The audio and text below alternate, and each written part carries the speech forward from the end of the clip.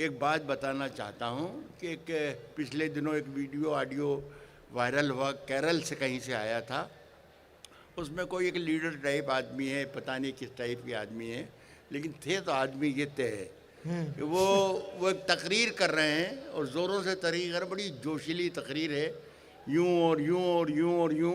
और फिर वो बोलते, मेरे बच्चों ने बताया कि पापा देखिए ये क्या कह रहा है।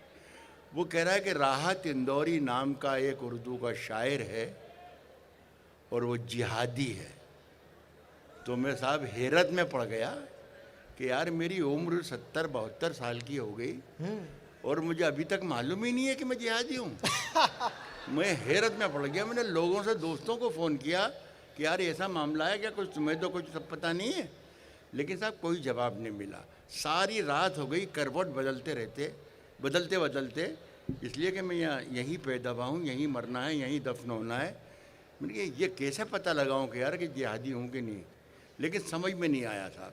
सवेरे 5 बजे सुबह की अजान होने लगी तो मैंने ईश्वर की तरफ, अल्लाह की तरफ ही लो लगाई और कहा कि ये अल्लाह तू ही कोई रास्ता दिखा, कोई रोशनी दिखा कि मैं समझ सकूं कि ये क्या मामला है। ऐसा लगा जैसे मुझे कोई रोशनी मुझसे बात कर रही है और ऐसा कह रही है कि राहत तुम जिहादी तो कभी नहीं हो सकते, लेकिन हाँ कुछ अलग ज़रूर हो। तो मुझे इन्हीं 2 लाइनों से एक बात मिली, क्लू मिला कि यार मैं कुछ अलग हूँ तो मेरे साथ कुछ अलग सलूक होना चाहिए।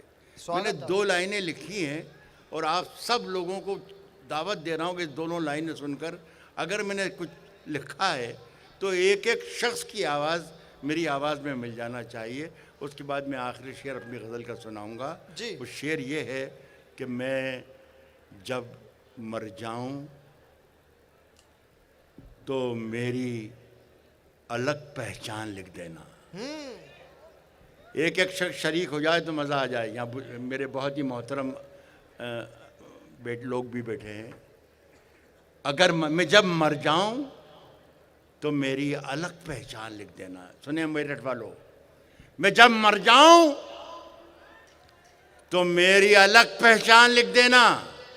मैं जब मर जाऊं तो मेरी अलग पहचान लिख देना।